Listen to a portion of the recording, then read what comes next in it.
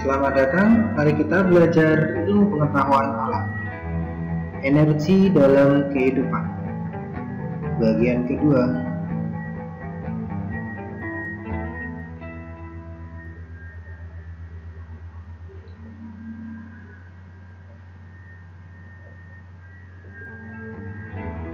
Perlu kita ingat bahwa materi energi dalam kehidupan, kita sudah membahas tentang pengertian energi. Kali ini kita akan membahas sumber energi.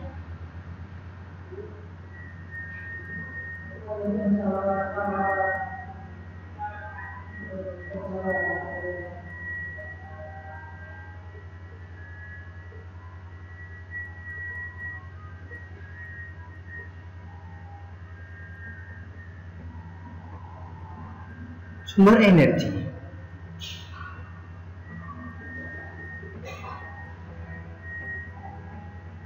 Yuk kita belajar tentang sumber energi. Sumber energi adalah segala sesuatu yang menghasilkan energi. Sumber energi dibagi atau dibedakan menjadi dua, yaitu sumber energi terbarukan, artinya tidak dapat diperbaharui, dan sumber energi terbarukan atau yang bisa diperbaharui, yang tidak akan habis dimakan waktu.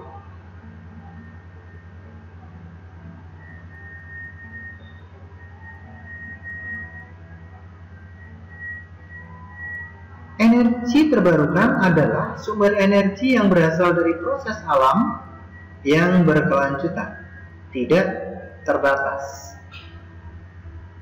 Perlu diketahui, energi ini tidak membutuhkan poin atau tidak membutuhkan sesuatu untuk bisa diperbaharui. Contohnya ada energi matahari, PLTA, energi angin, dan seterusnya.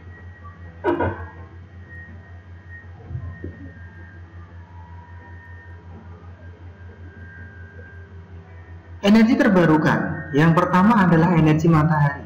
Tentu, hal ini sudah diajarkan sejak SD bahwa energi yang berasal dari panas matahari tersebut tidak bisa hilang, ya, tapi dapat diubah menjadi bentuk lain. Matahari merupakan sumber energi utama, dapat digunakan secara langsung maupun diubah ke bentuk lain.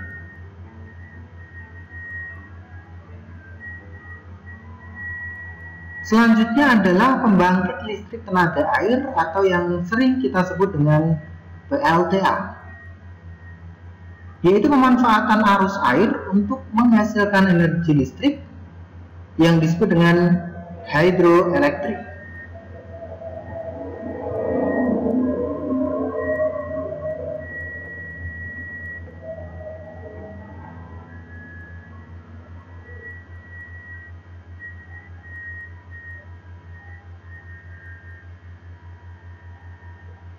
Selanjutnya ada energi angin, yaitu energi yang memanfaatkan kincir angin untuk diubah menjadi energi listrik atau energi dalam bentuk lain. Digunakan di beberapa negara untuk sebagai bahan atau sumber energi juga, energi listrik.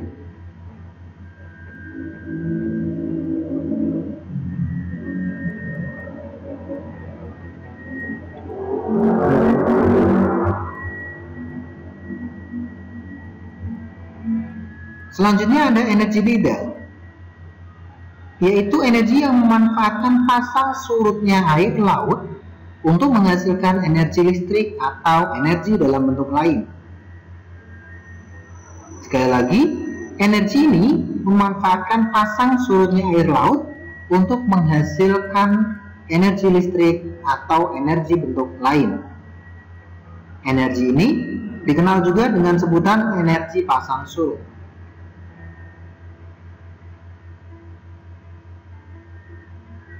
Terakhir adalah biogas. Mungkin ini adalah energi yang paling asing kita dengar, tetapi sudah banyak digunakan di Indonesia, di negara kita, yaitu gas yang dihasilkan oleh aktivitas anaerobik atau fermentasi bahan-bahan organik yang degradable atau mudah diuraikan.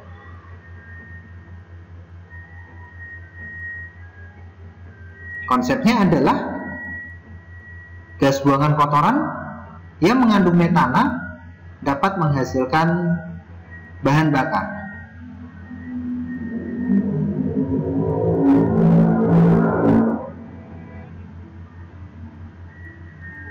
Energi yang tidak dapat diperbaharui atau energi tak terbarukan adalah sumber energi yang berasal dari alam dan akan habis apabila dieksploitasi secara terus-menerus. Beberapa contoh diantaranya adalah batu bara, minyak bumi, dan gas alam.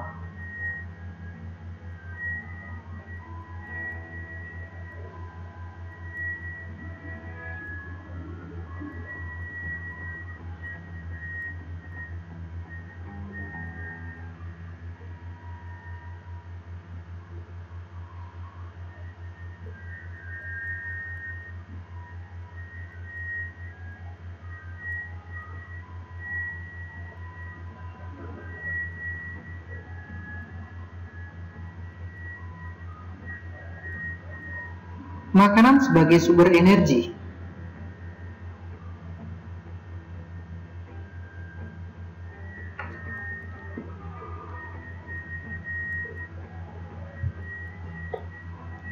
Sumber energi utama pada manusia yaitu makanan. Zat makanan yang berperan sebagai sumber energi diantara adalah karbohidrat, lemak, dan protein.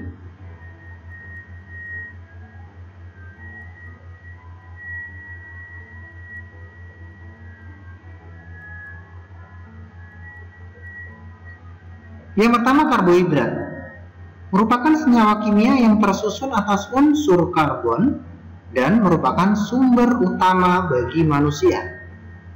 Ingat, sumber utama bagi manusia.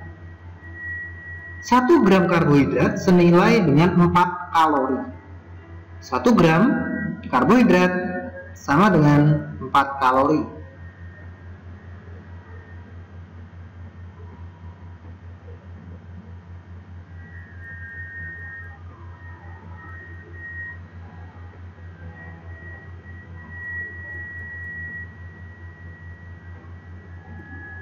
Selanjutnya ada protein, yaitu senyawa kimia yang mengandung unsur C, karbon, H, hidrogen, O, oksigen, dan N, nitrogen.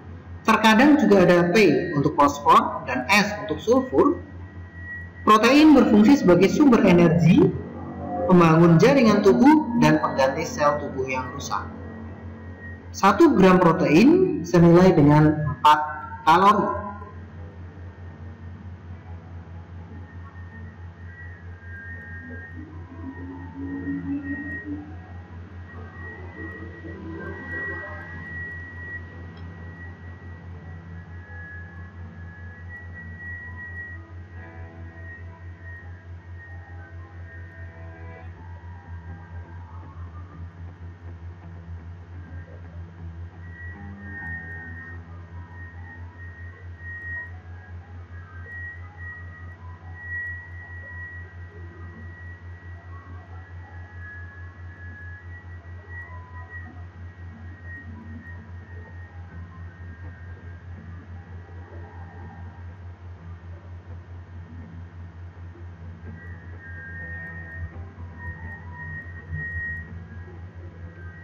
Selanjutnya adalah lemak.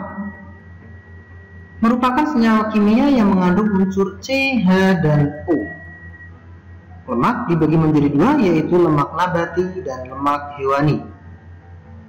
Berbeda dengan karbohidrat dan protein, harga 1 gram lemak setara dengan 9 kalori.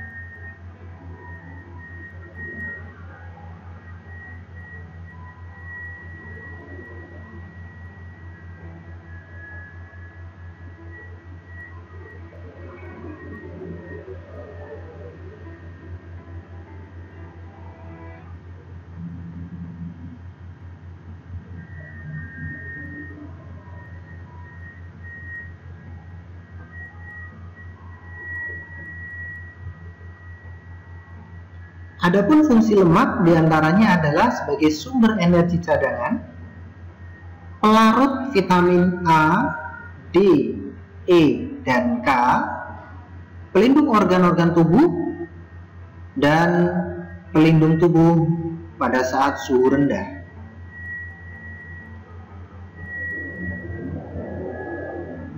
Subbab selanjutnya adalah transformasi energi dalam sel.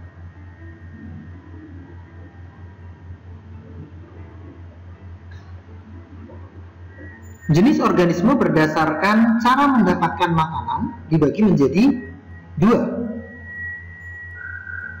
Ada yang disebut dengan heterotrof dan ada yang disebut dengan autotrof.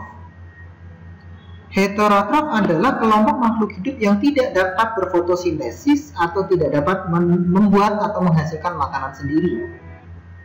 Sedangkan autotrof adalah kelompok organisme yang dapat menghasilkan makanan sendiri atau dapat berfotosintesis. Contohnya adalah tumbuhan atau plantae. Bagi makhluk hidup atau bagi organisme heterotrof, energi bersumber dari makanan yang dikonsumsi. Transportasi energi pada makhluk hidup terjadi di dalam sel.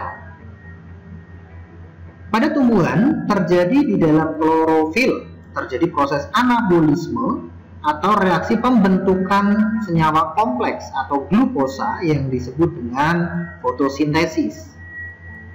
Sedangkan pada hewan terjadi di mitokondria, terjadi proses penguraian glukosa atau yang sering kita kenal dengan istilah respirasi. Klorofil merupakan zat hijau daun yang terdapat di dalam kloroplas yang berfungsi sebagai organ fotosintesis.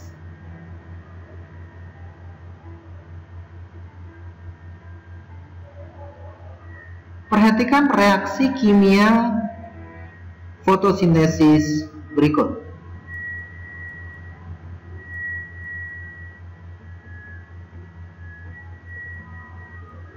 Reaksinya adalah ketika ada cahaya bereaksi dengan CO2 dan H2O, karbon dioksida dan air akan menghasilkan senyawa C6H12O6 atau yang disebut dengan karbohidrat atau glukosa dan oksigen. Cahaya bereaksi dengan karbon dioksida, air menghasilkan glukosa dan oksigen.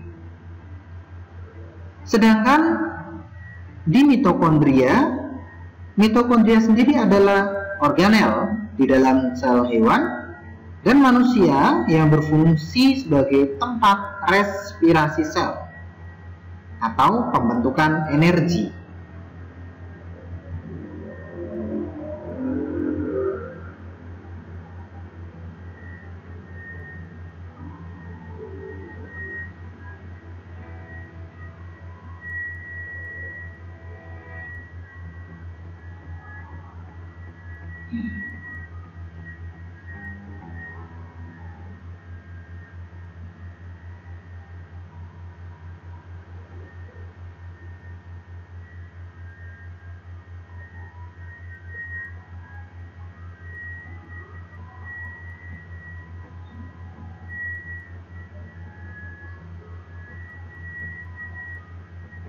Terakhir adalah metabolisme sel.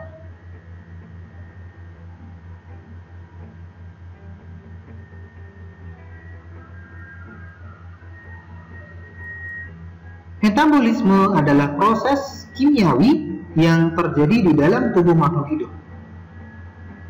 Metabolisme juga sering disebut dengan reaksi enzimatis karena menggunakan enzim sebagai katalisatornya.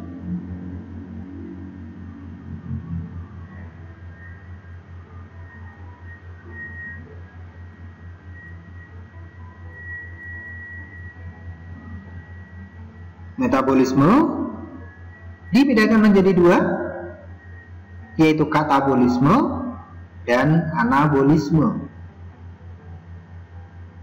Katabolisme merupakan reaksi pembentukan senyawa glukosa atau karbohidrat.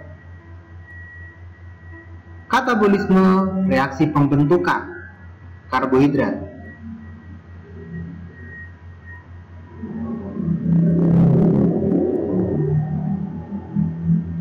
Sedangkan anabolisme adalah reaksi penguraian senyawa glukosa atau yang sering disebut dengan fotosintesis. Reaksi penguraian atau pembongkaran senyawa glukosa. Reaksi fotosintesis.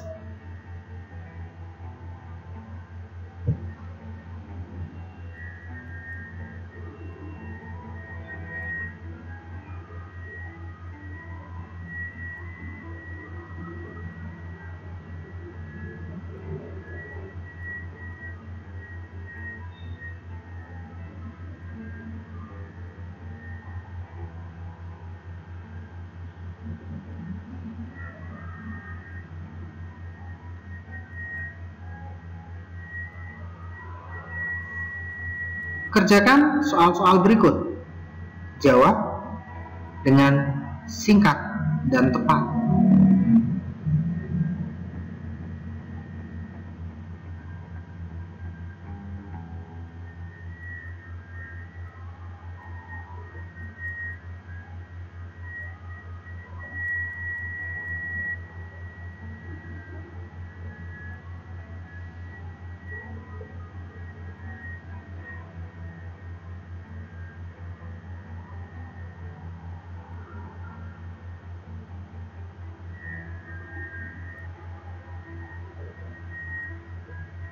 Jangan pernah takut untuk bermimpi yang tinggi, karena dari sebuah mimpi itulah masa depan akan kalian dapati.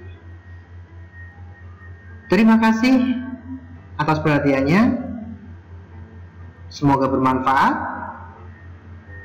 Jangan lupa belajar, persiapkan dengan baik mental dan kesiapan kalian untuk mengerjakan penilaian akhir semester atau pas di awal bulan Desember.